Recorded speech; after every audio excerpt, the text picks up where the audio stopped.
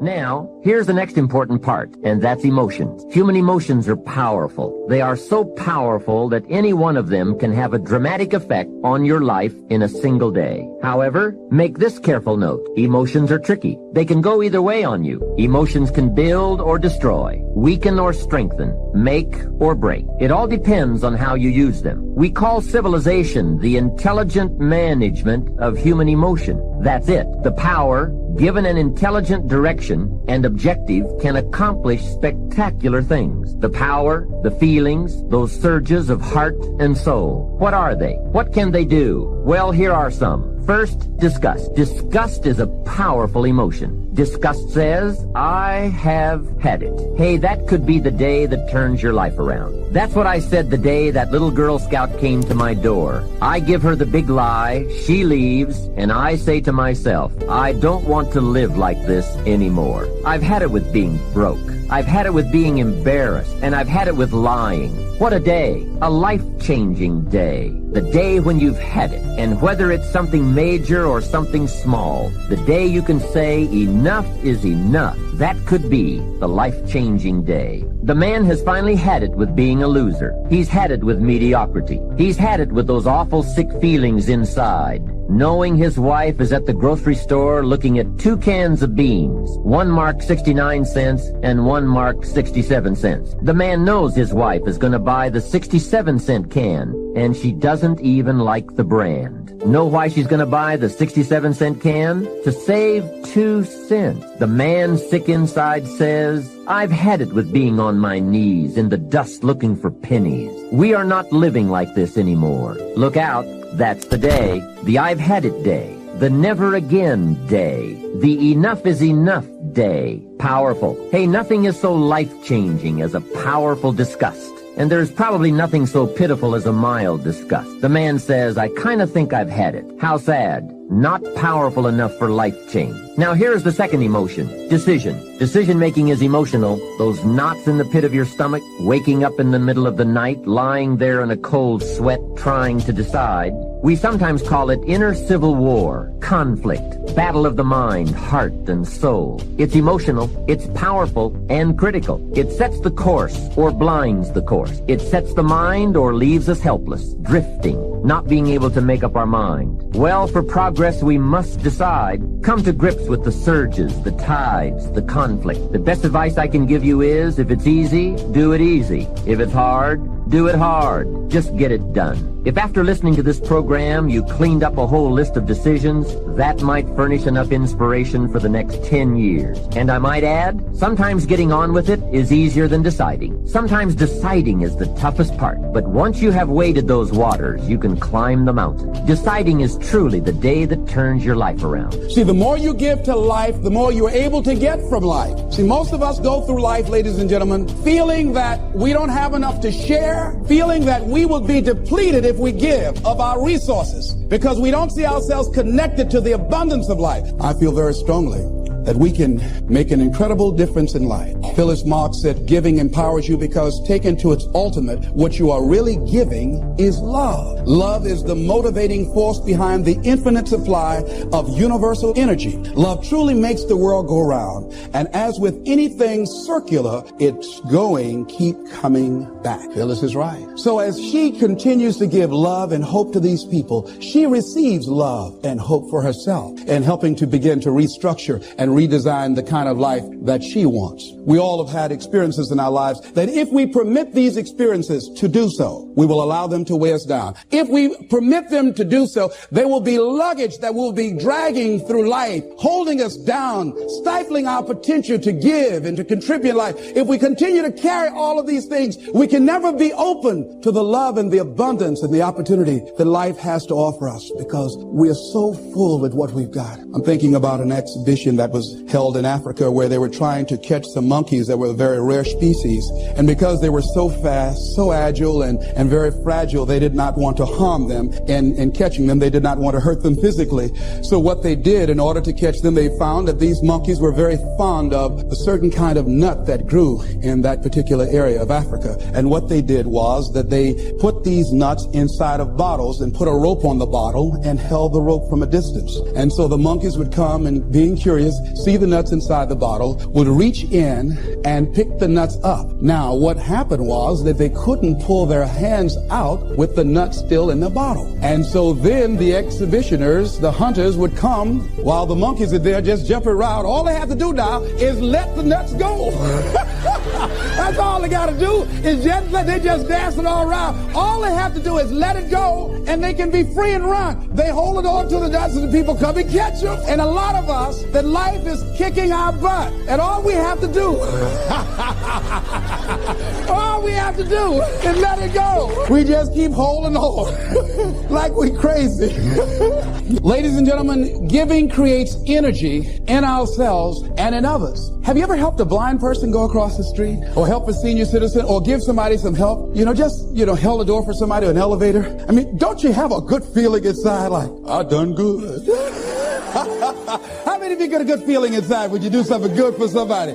See, we're really giving to ourselves. See, that's really the law. When you are giving to yourself. That's who you're giving to. So you want to give yourself some good gifts.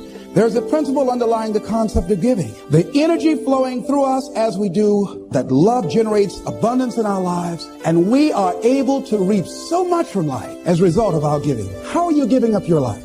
When God said enough, I checked it on my watch, and I saw that God had a time to bring me out of my weeping. God has a time already set aside. Didn't you hear the bell ring? Did you not hear that alarm go off? Did you not hear that weeping may endure for a night, but joy comes bing in the morning? Do you not know that God has a when? God had a point in their suffering in Babylonian captivity that God said, that's enough. I'll let you be drug out of your own land. I'll let you be drugged down and shackled like animals. I'll let your men be castrated and your men be raped, your women be raped, and I'll let you weep by the willow trees. And I did nothing to stop it, but I did keep my eye on the watch. And when the Lord turned again our captivity, the writer here, when he writes about the Lord turning our captivity, he does not have access to all the things that God had to do to turn their captivity around. The fall of Babylon denotes the end of the Neo-Babylonian Empire. After it was conquered by the Archemenian Empire, it was conquered. Wait, I want you to see this. The people who conquered Jerusalem got conquered. See, the Archemenians were Persians. They were nomadic Persians that after 70 years of Babylonian captivity, they came in and conquered the conquerors. See, sometimes God's got you on hold because he's getting another group ready to come in and deal with your enemies. God has a way of getting justice out of the chaos in your life. And the Babylonians were sitting around bragging and poking fun and telling them to sing and dance for us. And while they were playing with them, God was raising up the Persians to overthrow their empire. In 539 BC, God said, enough. And all of a sudden, everything began to change. And God used a young man who was the son of a princess to come in. The young man was Labashai Marduk. And he comes in, and God uses him to